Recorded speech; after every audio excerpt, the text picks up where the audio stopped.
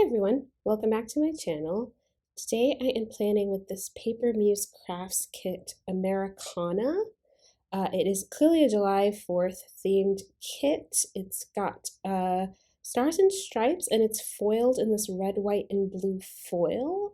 Obviously the red and blue and light blue is the color scheme. We've got the page with the headers and fancy labels. And I have decorated my nails to match, so let's get into it.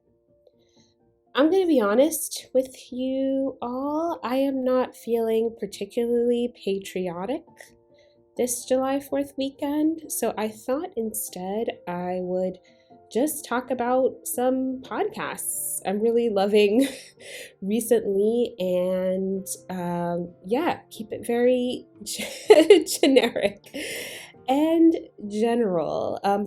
Per usual, if you have any questions about the stickers or the deco, feel free to comment or message me on Instagram. I usually tag things pretty clearly there.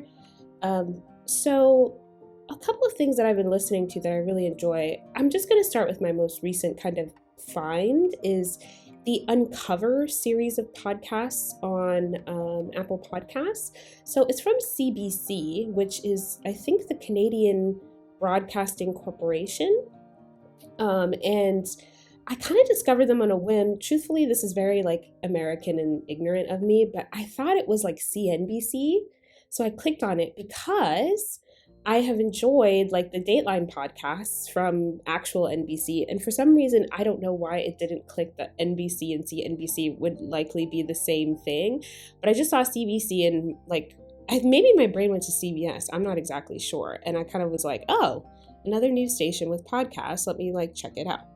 But it's a Canadian Broadcasting Corporation, which I'm pretty sure is what that is, and they are a kind of true crime podcast like hub, and every season they do different cases regarding like crimes that have happened.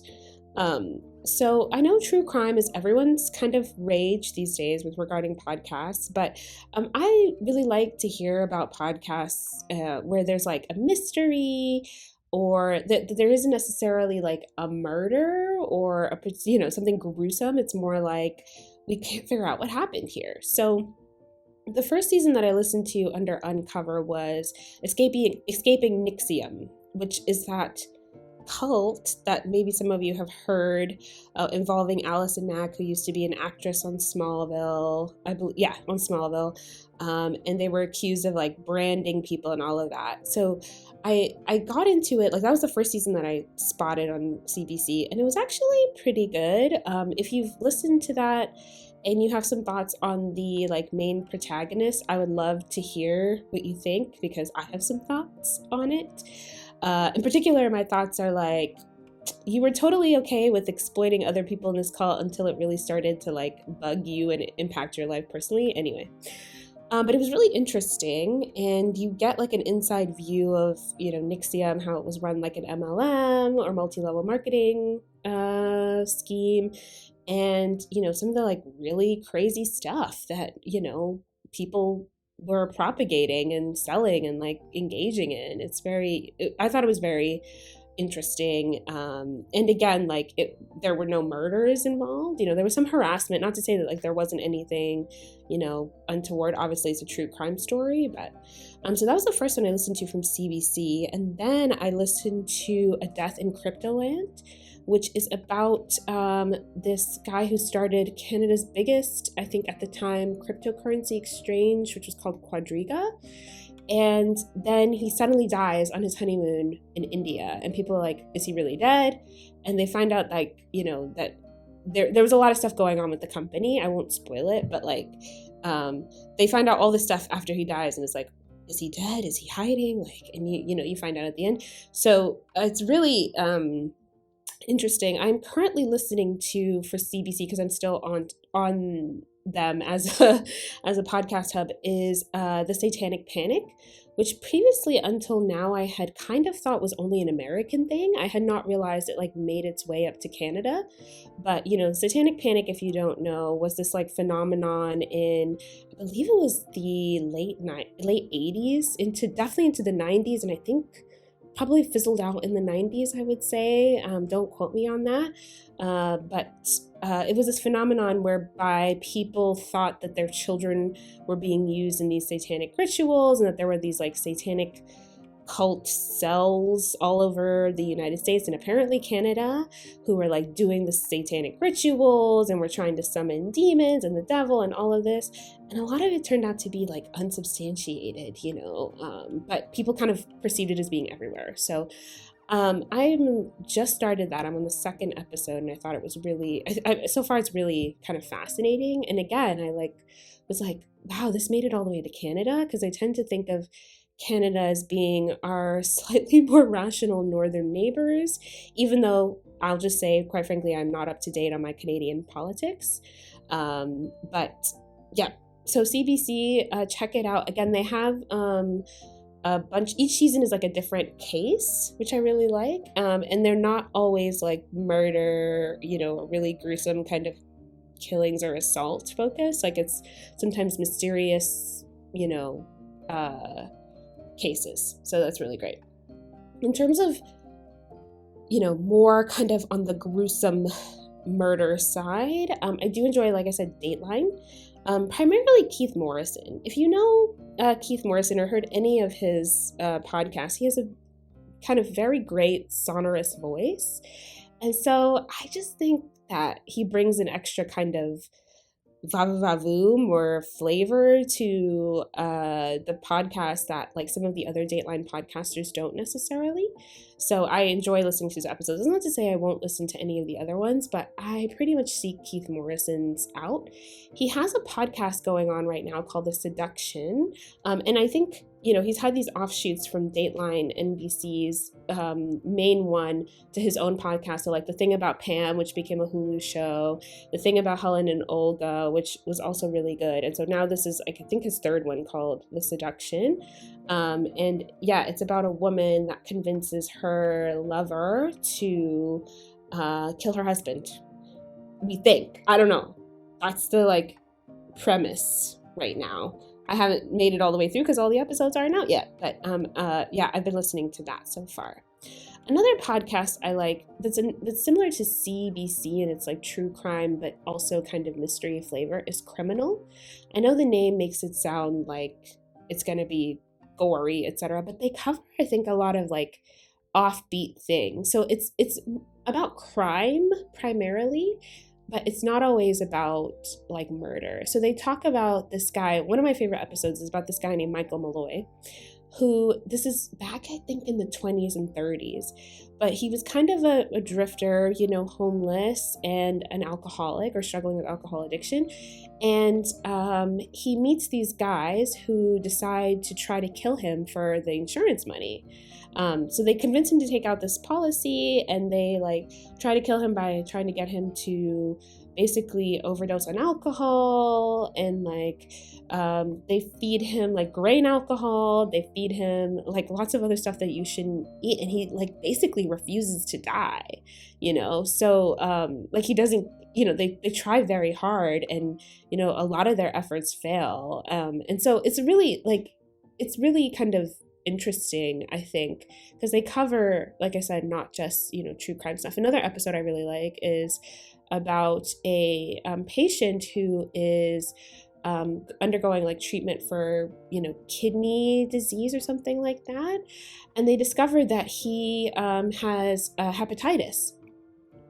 And he's like, there's no way I could have had hepatitis before I started undergoing treatment for this kidney thing, because they screen for that before you get, like treatment for advanced kidney disease. And then a couple other patients in the same ward also start showing up with hepatitis who were screened previous to coming in for treatment and didn't have it. So it's like, where did they get it from? She also did an episode on the Venus flytrap. and why people are like, they're indigenous to North Carolina apparently, why people are like stealing them, and it's just really, really interesting kind of offbeat stuff. So Criminal, Dateline, The Thing About, and The Seduction, CBC. Another podcast that I've enjoyed is Red Handed. They cut quite a polarizing figure, I'd say, in the true crime community, mostly because they have said some pretty spicy things about America. So it's two British ladies who cover, true crime cases. They also cover occasionally too some like not really crimey stuff, or not like what you typically think of as true crime. So they covered like Tanya Harding, for example. And if you don't know, Tanya Harding was accused of conspiring to break Nancy Kerrigan's kneecap to prevent her from competing in the Olympics. And it turned out that was actually her boyfriend, I think husband. They might have been divorced at the time. I'm not sure. But those kinds of cases. Now, I started off really, really liking them, being completely obsessed with them. I subscribed to their Patreon, but it's true that they have said a few things that I'm like, you guys don't really understand America, nor do you understand your audience and why this might not play well with Americans. So yeah, but when they stay on topic regarding the case and they don't inject, I think, too much of their personal opinion, the cases are really interesting and enjoyable. And I do enjoy their commentary. Again, it's just when it strays into this country sucks because it's not great. So that is Red Handed. I'm trying to think what else I listen to very frequently. I do enjoy listening to fiction podcasts. So there is this podcast called The Truth, and they basically do fictional kind of narrative stories. It's really interesting because it's, it sounds very real. Meaning you listen to it and you kind of, sometimes I think they deliberately make it sound like it's a real thing that's happening, and then you'll hear some random and then I waved my magic wand and you're like, oh wait, but it's really funny. I think they did one once that was titled something like Hidden Valley Lane or something. It's the name of a street, and basically they talk to you about all the neighbors on the street and what life is like, and they give these very vivid descriptions of people's gardens, and it was very, very soothing. But yeah, sometimes the stories are scary, sometimes they're really funny, sometimes they're really weird, and I'm like, what just happened? And I have to re-listen. But The Truth is good if you're looking for a fictional kind of narrative. Each episode is different, so it's not really